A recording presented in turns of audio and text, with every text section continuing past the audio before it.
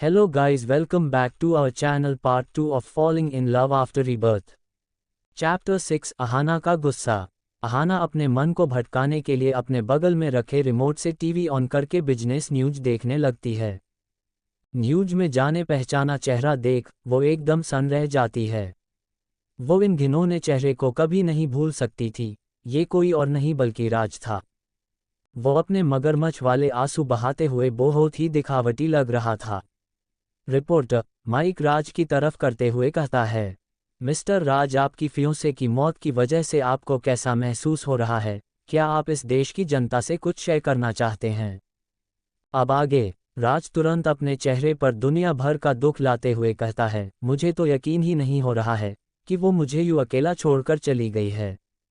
हम दोनों ने साथ मिलकर अपने फ्यूचर के बारे में पता नहीं क्या कुछ सपने नहीं सजा कर रखे थे, और मेरे सभी सपनों और मेरे दिल को अधूरा छोड़ करके अब ऐसी जगह जा चुकी है जहां से किसी का वापस आना नामुमकिन है। रिपोर्टर अगला सवाल पूछते हुए कहता है, क्या आपको इस बारे में जानकारी है कि उन्हें कोई क्यों इस तरह जहर देकर मार सकता है? वो एक सक्सेसफुल बिजनेस वुमन होने के साथ साथ एक अच्छे दिल की महिला थी। वो तो अपने बिजनेस प्रॉफिट का कितना शेयर गरीबों और अनाथों के नाम कर देती थी। जिस तरह से आज तक पता नहीं कितने ही बच्चे का फ्यूचर अच्छा हो गया है और कितने ही बच्चे कामयाब होकर अपने देश का नाम रोशन कर रहे हैं। वो भी एक अनाथ थी और उसे इस मुकाम को हासिल करने के लिए बहुत सारे संघर्ष करने पड़े थे। इसीलिए वो कभी ये नहीं चाहती थी कि जैसे उसने अपने जीवन में इतने सारे प्रॉब्लम का सामना किया वैसे किसी और को ना करना पड़े।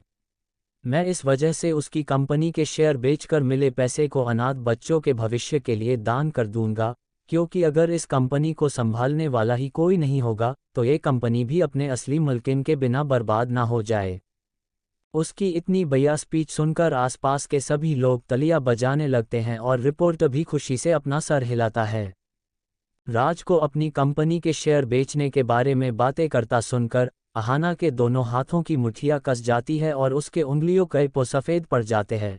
अपने गुस्से को दबाने के लिए वो अपने दांतों को भींचे हुए अपनी ताकत लगाकर बस राज को अपनी जलती निगाहों से घूरे जा रही थी। ऐसा लग रहा था कि अगर राज उसके सामने होता तो वो अब तक उसका मर्डर कर चुकी होती है। उसे इतना गुस्सा आ रहा था कैसे ये आदमी उसके नाम पर दुनिया वालों से सहानुभूति और फेम बटोर रहा है। अब तक तो कोई ये भी नहीं जानता था कि राज नाम का कोई आदमी इस दुनिया में मौजूद भी करता है। वो अपने ख्यालों में इतना गुम थी, या ये कह सकते हैं कि राज को गाली देने में इतना गुम थी कि उसे इस बात की भी भनक नहीं हुई कि उसके दरवाजे पर कोई खड़ा है। जब ऋषभ अपनी मां के कहने पर यह चेक करने आया था कि अहाना अभी सो तो नहीं गई, ताकि उसे लंच करवा दिया जाए, लेकिन जैसे ही वो कमरे के अंदर आया और अपनी बहन को इतने ध्यान से टीवी देखते हुआ देखा तो उसे बड़ा अजीब लगा, क्योंकि उसकी बहन अभी बिजनेस न्यूज देख रही थी। लेकिन जब उसने अपनी बहन से कुछ बोलने के लिए अपना मुंह खोला तो वो ये देखकर शॉक में था कि जो लड़की अभी थोड़ी देर पहले किसी मासूम बच्चे की उसके साथ लड़ रही थी वो अभी बिल्कुल किसी शेरनी की तरह लग रही थी, जैसे वो अपने शिकार को देख रही हो। अपनी बहन का ये रूप देख उसका मुंह जो अभी कुछ बोलने के लिए खुला था वो खुला का खुला ही रह गया, और वो बस अपना मुंह और आंखें खोल अपनी बहन को देखे जा रहा था। जब अहाना को अपने ऊपर किसी नज़र महसूस हुई तो वो तुरंत अपने होश में आ गई, लेकिन अभी तक उसका गुस्सा शांत नहीं हुआ था। जब उसने पलट कर देखा तो अपने बड़े भाई को खड़ा देखा। उसे खुद को संभालते हुए एक लंबी सांस ली और खुद को थोड़ा शांत करने के बाद अपने भाई को होश में लाने के लिए उसे आवाज़ देते हुए कहा, भाई आप बाहर कुछ खड़े हो, आप अंदर आ सकते हो। अहाना की सामान्य आवाज़ सुनकर ऋषभ तुरंत अपने होश में आता है, लेकिन वो थोड़े अजीब एक्सप्रेशन से अहाना की तरफ देख रहा था। अहाना भी अपने भाई के अजीब रिएक्शन को देख समझ जाती है, इसीलिए वो तुरंत एक प्यारी सी स्माइल करके कहती है, भाई वो क्या है ना कि गलती से ये बिजनेस न्यूज लग गई, और जब मैंने इसमें चल रही न्यूज सुनी तो मुझे इस आदमी की बात इतनी ज़्यादा फर्जी लग रही थी कि मुझे गुस्सा आ गया। लेकिन आप ऐसे क्यों रिएक्ट कर रहे हो, जैसा आपने कोई भूत देख लिया हो? ऋषभ तुरंत अपने मन में बुदबुदाता है, भूत ही तो देखा था कुछ देर पहले। बाप रे बाप, मेरा दिल तो अभी भी बहुत जोरों से धड़क रहा है। जब अहाना अपने भाई को अपने में ही बुदबुदाता हुआ देखती है तो उसका ध्यान भटकाने के लिए कहती है, वैसे भाई आपको कोई काम था क्या? उसकी बात का तुरंत जवाब देते हुए ऋषभ कहता है। वो माँ पूछ रही थी कि तू लंच अभी करेगी या थोड़ी देर रुक कर। अहाना स्माइल करके कहती है, माँ से कहिएगा अगर वो मुझे खिलाएगी तो मैं अभी कर लूँगी। और उसके बाद मुझे थोड़ा आराम करना है, क्योंकि दवाई की वजह से मुझे हल्की हल्की नींद महसूस हो रही है। अहाना की बात सुनकर ऋषभ थोड़ा परेशान हो जाता है, इसीलिए जो अभी थोड़ी देर पहले हुआ था उस पर ज़्यादा ध्यान न देते हुए हाँ में अपना सर हिलाकर कहता है, ठीक है तू अभी सोना नहीं, मैं तुरंत माँ को लंच लाने के लिए कहता हूँ। अहाना भी हाँ में अपना सर हिला देती है, जिसके तुरंत बाद ऋषभ वहाँ से चला जाता है। ऋषभ के वहाँ से जाने के बाद अहाना एक गहरी राहत की सांस लेती है। इस बार तो किसी तरह उसने अपने भाई का ध्यान भटका दिया था, लेकिन भविष्य में उसे अपनी भावनाओं को नियंत्रित करना सीखना पड़ेगा, वरना उसकी फैमिली उसे जरूर पागल समझेगी। चैप्टर 7 कॉलेज में एंट्री। ऋषभ के वहाँ से जाने के बाद अहाना एक गहरी राहत की सांस लेती है। इस बार तो किसी तरह उसने अपने भाई का ध्यान भटका दिया था, लेकिन भविष्य में उसे अपनी भावनाओं को नियंत्रित करना सीखना पड़ेगा, वरना उसकी फैमिली उसे जरूर पागल समझेगी। नेक्स्ट डे, अहाना को इतनी सुकून भरी नींद बहुत समय बाद नसीब हुई थी। उसने अब अच्छी तरह से पुरानी अहाना की यादों को अपने मेमोरी में स्टोर कर लिया था, ताकि अब आगे उसे सबके साथ रहने में आसानी हो। हालांकि अहाना को ये जानकर बहुत अजीब लगा था कि पुराना अहाना 22 साल की कॉलेज ड्रॉप आउट लड़की थी, जिसे पढ़ना बिल्कुल पसंद नहीं था। उसने अपना 1 साल स्किप कर दिया था। उसे ये बात जानकर बहुत बुरा लगा था, क्योंकि उसका अब एक ही लक्ष्य था, अपने कातिलों से बदला लेना और अपनी पुरानी कंपनी को दोबारा से शुरू करना। इसके लिए उसने प्लान बना लिया था कि अपने कॉलेज को पूरा करने के साथ ही वो अपनी कंपनी को दोबारा से शुरू करेगी।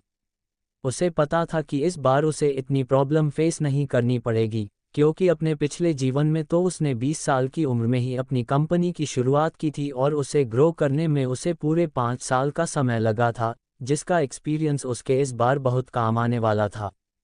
लेकिन इस बार शायद कुछ अलग ही प्रॉब्लम उसे फेस करनी पड़े, जैसे उसका स्टडी रिकॉर्ड और डिग्री, और शायद फैमिली। अपने मन में ये सब सोचते हुए वो एक लंबी सांस बाहर निकालकर अपना ब्रेकफास्ट करने के लिए चली जाती है।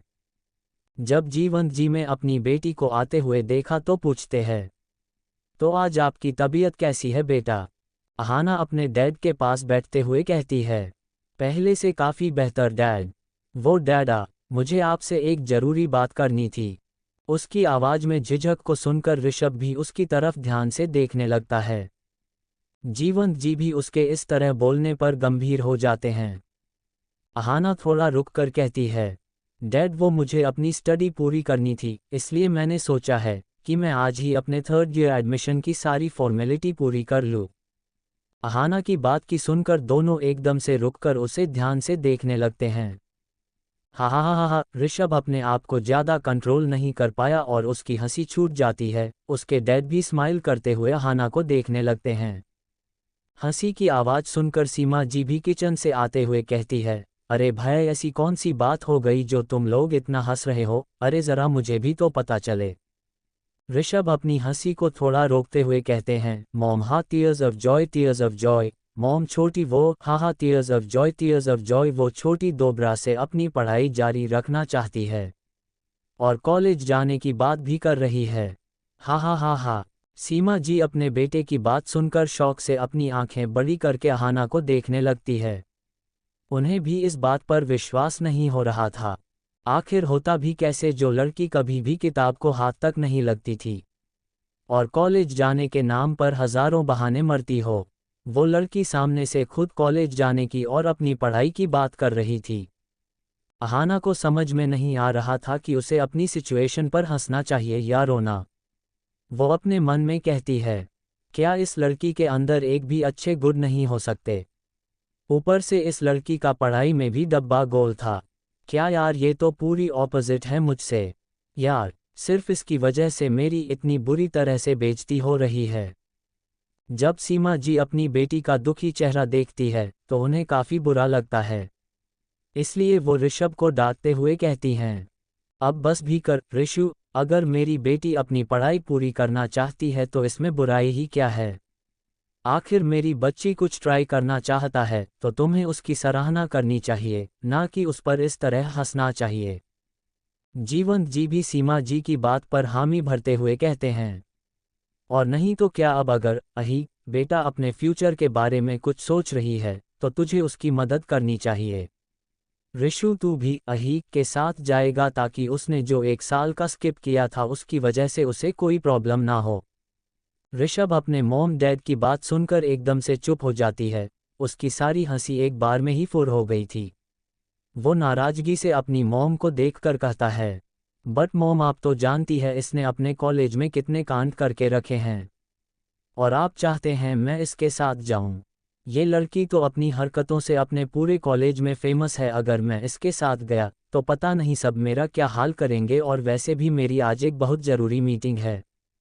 इस बार जीवंत जी थोड़ा नाराजगी से कहते हैं, ऋषभ मीटिंग शाम को है, और अब मैंने कहा कि तुम उसके साथ जाओगे तो मतलब जाओगे, एंड दैट्स फिनाले। अब मुझे और कोई बहस नहीं चाहिए।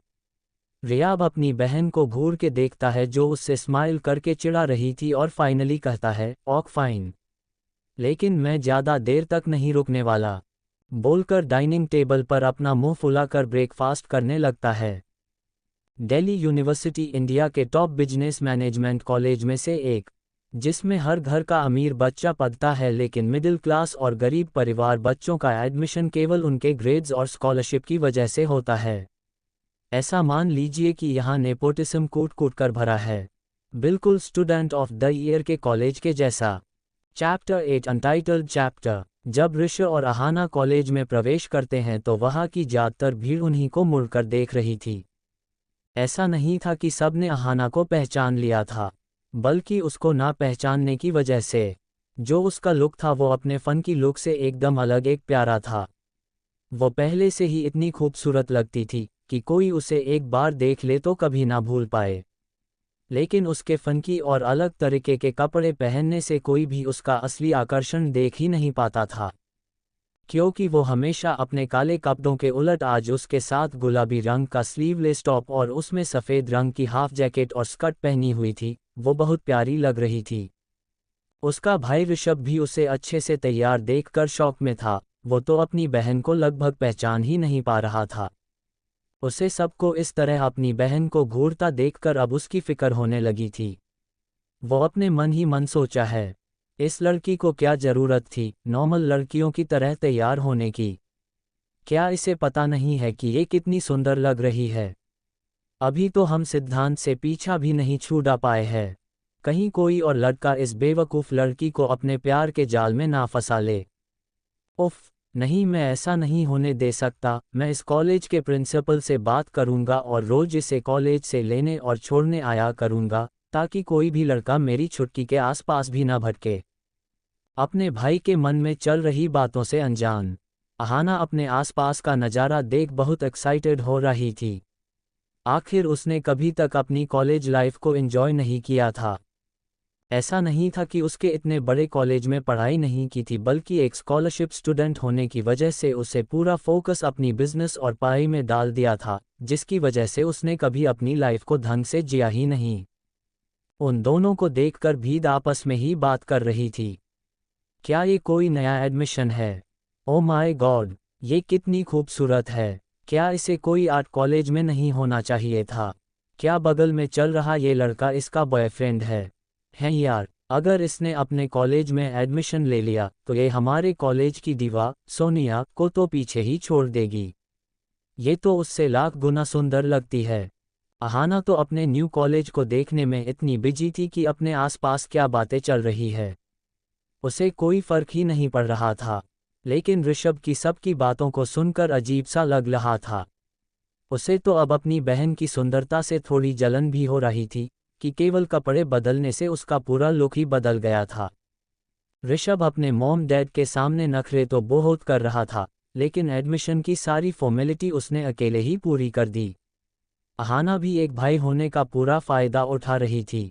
अपनी बहन को क्लास में जाने का बोलकर वो अपने ऑफिस के लिए निकल गया, क्योंकि उसे कुछ देर पहले अपने असिस्टेंट का कॉल आया था।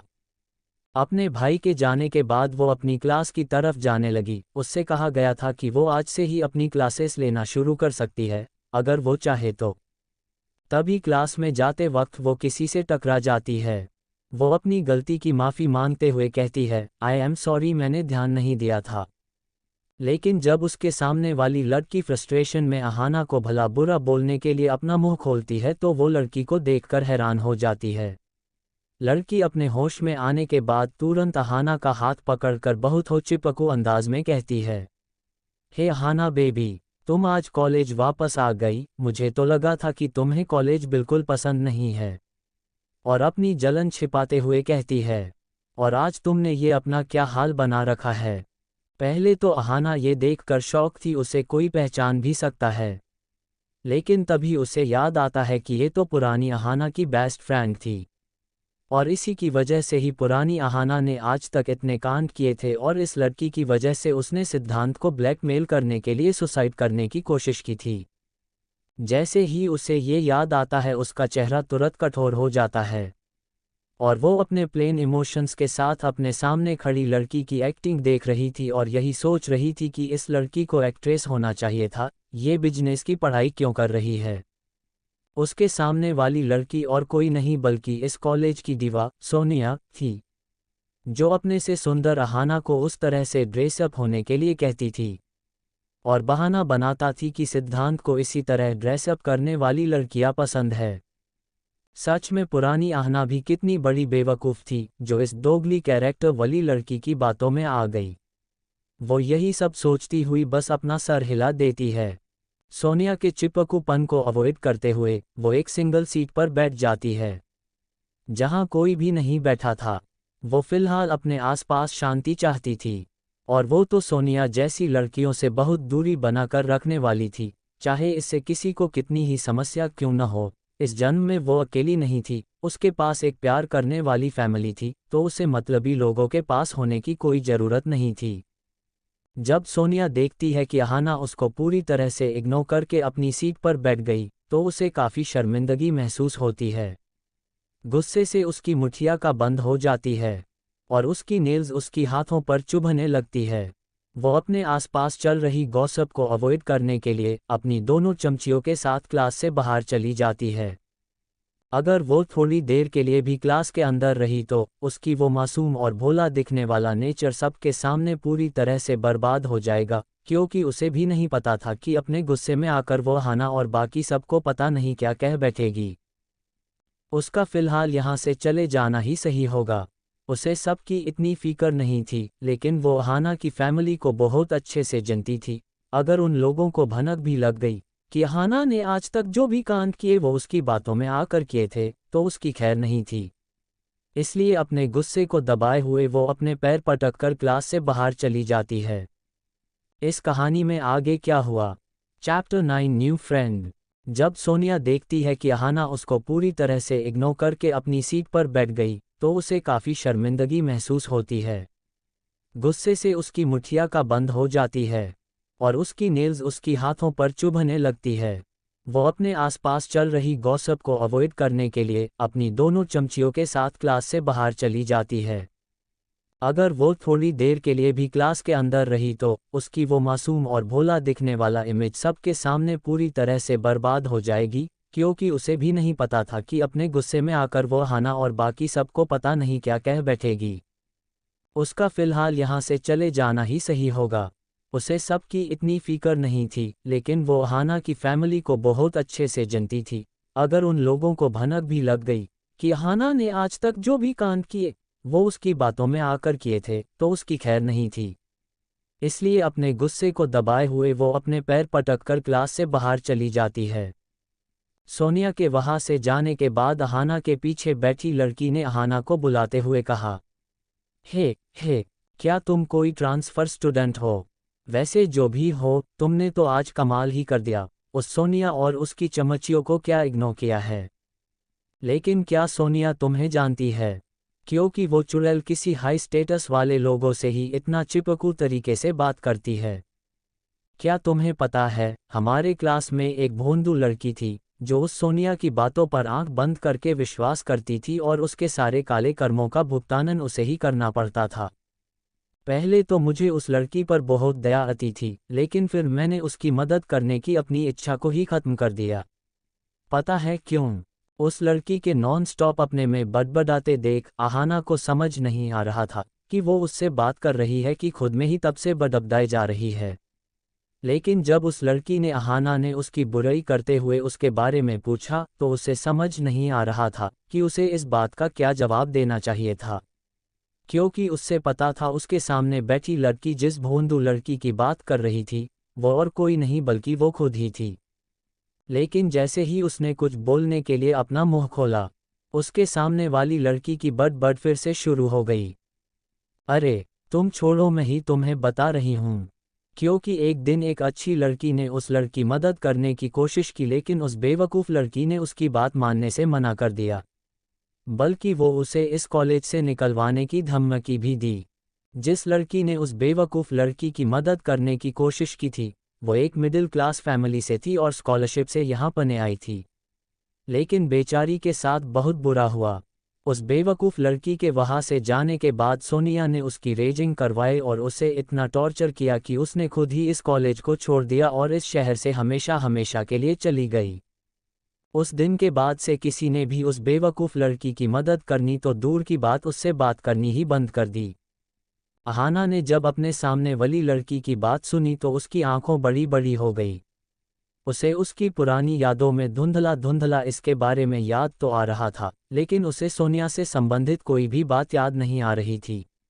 अब उसे समझ आ रहा था कि आज तक सोनिया के अलावा किसी और लड़की ने पुरानी आहाना से दोस्ती करने की कोशिश क्यों नहीं की। वो अपने मन ही मन कहती है, I am sorry old Aahana, तुम अपने साथ हुई नाइंसाफ़ी का कारण खुद ही थी। ये जानकर मुझे सच में तुम्हारी बेवकूफ़ियों पर और भी शर्म आ रही है। लेकिन इसमें तुम्हारी पूरी तरह से भी गलती नहीं थी। लेकिन मैं तुम्हारे लिए एक काम तो कर ही सकती हूँ। मैं तुम्हारी मौत की वजह उस सोनिया को तो खून के आंसू रुलवा कर रहूँगी, ये मेरा तुमसे वादा रहा। जब उसके सामने बक बक कर रही लड़की ने देखा कि आहाना अपनी ही सोच में गुम है तो उसके सामने अपना हाथ हिलाते हुए कहा, अरे ये तुम बार बार किसके ख्यालों में खो जाती हो। उसकी बात सुनकर आहाना अपने होश में आते हुए उस लड़की से कुछ कहने ही वाली थी कि तभी उस लड़की ने फिर से अपनी बक बक शुरू कर दी। आहाना बस थक कर अपना सर हिलाने के अलावा कुछ नहीं कर पाए। उस लड़की ने आगे कहना जारी रखा, वैसे हम दोनों इतनी देर से बात करते रहे हैं, लेकिन मैंने तुम्हें अभी तक अपना परिचय तो दिया ही नहीं। फिर अपना हाथ आगे करते हुए कहती हैं, ही माई सेल्फ दिया गुप्ता। और तुम? दिया के इस तरह अपना हाथ आगे करने पर आहाना ने भी झिझकते हुए अपना हाथ मिलाते हुए कहा, वैसे मैं ही वो बेवकूफ़ लड़की हूँ जिसके बारे में तुम बात कर रही थी। लेकिन मैं तुम्हें ये पहले ही बताना चाहती हूँ कि मुझे इस बारे में कुछ नहीं पता था। उसकी बात सुनकर दिया अपनी जगह पर ही जमकर अपनी आंखें और मुंह खोलकर ऊपर से नीचे तक आहाना को घूर कर देख रही थी, क्योंकि उसके आमने बैठी लड़की उसकी यादों वाली लड़की से बिल्कुल उलट लग रही थी। दिया हकलाते हुए कहती है, तुम आहना हो और मैं तुम्हारे ही सामने इतनी देर से तुम्हारी ही बुराई कर रही थी। Oh my God. ये कहकर वो अपने दोनों हाथों को अपने मुंह पर रख लिया। फिर कुछ देर रुक कर कहती है, एक मिनट, क्या तुम और सोनिया बेस्ट फ्रेंड नहीं थी? लेकिन थोड़ी देर पहले जो हुआ। आहाना उसकी बात बीच में ही काटते हुए ही कहती है, मैं उस जैसी लड़की से किसी तरह का रिश्ता नहीं रखना चाहती, क्योंकि मुझे पहले से ही उसकी असलियत के बारे में पता चल चुका है। दिया आहाना की पूरी बात सुनकर अपनी सीट से उछलकर कहती है, वाह यार, ये तो बेस्ट हुआ। तुम्हें पता नहीं उस सोनिया ने कितने लोगों को तुम्हारे बैकग्राउंड को लेकर धमकी दी है। चैप्टर 10 सिद्धांत की एंट्री। आहाना उसकी बात बीच में ही काटते हुए ही कहती है, मैं उस जैसी लड़की से किसी तरह का रिश्ता नहीं रखना चाहती, क्योंकि मुझे पहले से ही उसकी असलियत के बारे में पता चल चुका है। दिया आहाना की पूरी बात सुनकर अपनी सीट से उछलकर कहती है, वाह यार, ये तो बेस्ट हुआ। तुम्हें पता नहीं उस सोनिया ने कितने लोगों को तुम्हारे बैकग्राउंड को लेकर धमकी दी है। कुछ देर तक दोनों की बातचीत यूं ही चलती रही। कुछ ही देर में प्रोफेसर भी वहां आ गए और उनका लेक्चर स्टार्ट हो गया, और समय बीतने के साथ उन दोनों की अच्छी दोस्ती भी हो गई। अपनी सारी क्लासेस खत्म करने के बाद आहाना ने दिया को बाय किया क्योंकि उसे कुछ काम था तो वो जल्दी ही कॉलेज से बाहर निकलकर पास में बने एक कॉफ़ी शॉप पर गई। उसने एक टेबल में अपने लिए कुछ स्नैक्स का ऑर्डर किया और अपने मोबाइल में अपने दुश्मनों से संबंधित न्यूज़ सर्च करने लगी। जब हॉस्पिटल में उसने राज को अपनी प्रॉपर्टी डोनेट करने की बात सुनी थी, तो उसे पूरा यकीन था कि किसी भी हाल में वो उसकी प्रॉपर्टी को डोनेट तो कभी नहीं करने वाला। उसे सबसे पहले न्यूज़ की इन्फॉर्मेशन चेक करने के बाद शेयर मार्केट में अपने शेयर के बारे में सर्च किया। उसे इतना तो पता चल गया कि उसके कंपनी के शेयर को बेचा जा रहा है। क्योंकि राज जितना ही चालाक क्यों ना हो उसकी सॉफ्टवेयर कंपनी को बिल्कुल भी नहीं संभाल सकता था। उसने सोचा कि अगर वो अपने भाई से उसके लिए इन शेयर्स को खरीदने के लिए कहें तो। वो यही सब सोच ही रही थी कि उसे बाहर से काफ़ी शोर की आवाज़ सुनाई देने लगी, जिसकी वजह से उसका ध्यान बार बार भटक रहा था।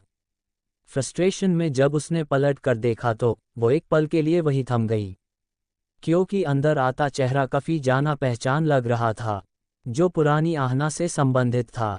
और उस आदमी के साथ एक लड़की मेकअप की दुकान उसके साथ चल रही थी। उसने काफ़ी शार्ट ड्रेस पहनी हुई थी, जो उसकी थाई से थोड़ी ऊपर थी, और उसकी 7 इंच की एड़ी के बाद भी वो उस इंसान की ऊंचाई की बराबरी नहीं कर पा रहा थी।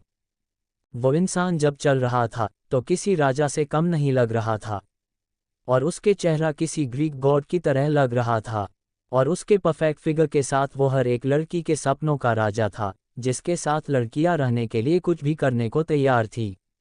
लेकिन अहाना का ध्यान तो उसके चार्म और हैंडसमनेस को देखने की जगह उसके चेहरे को देखा जा रहा था, क्योंकि ये व्यक्ति कोई और नहीं बल्कि ओल्ड अहाना का नाम का हस्बैंड था, जिन्होंने कभी एक छत के नीचे साथ में रहा भी ना हो। पहले तो अहाना उस इंसान को देखती है, फिर उसके साथ चल रही उस लड़की की तरफ देखती है, जो बार बार सिद्धांत के करीब आने की कोशिश तो बहुत कर रही थी, लेकिन किसी वजह से वो उसके ज़्यादा करीब भी नहीं जा रही थी।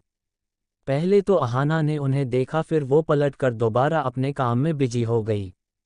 उसे भला उस इंसान से क्या लेना देना था, जिसके साथ उसकी 1 साल की कॉन्ट्रैक्ट मैरिज थी। आज नहीं तो कल वो दोनों ऑफिशियली अलग हो ही जाने वाले थे, और उसे भला उसकी लाइफ से क्या लेना देना।